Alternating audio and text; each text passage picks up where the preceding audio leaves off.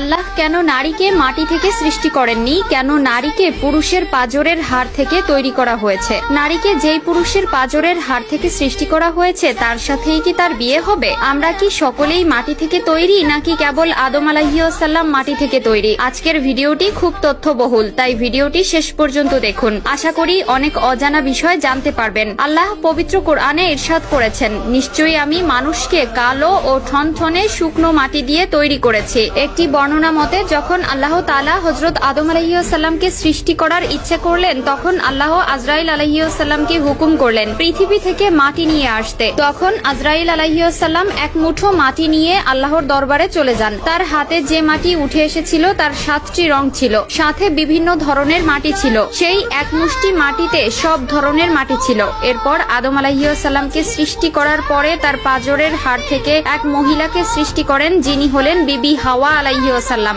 বিবি হাওয়া দুনিয়াতে আগমনকারী প্রথম নারী ছিলেন। হযরত আবু হুরায়রা রাদিয়াল্লাহু তাআলা আনহু হতে বর্ণিত, মহানবী সাল্লাল্লাহু আলাইহি ওয়াসাল্লাম বলেছেন, যে ব্যক্তি আল্লাহ ও আখিরাতের প্রতি বিশ্বাস রাখে সে যেন তার প্রতিবেশীকে কষ্ট না দেয় এবং নারীর সাথে সৎ ব্যবহার করে। নারীদের সাথে তোমরা খারাপ আচরণ করো না, কেননা নারীদেরকে পুরুষের পাঁজরের বাঁকা হাড় থেকে সৃষ্টি করা হয়েছে। পাঁজরের সবচেয়ে বাঁকা হাড় হচ্ছে উপরের অংশ।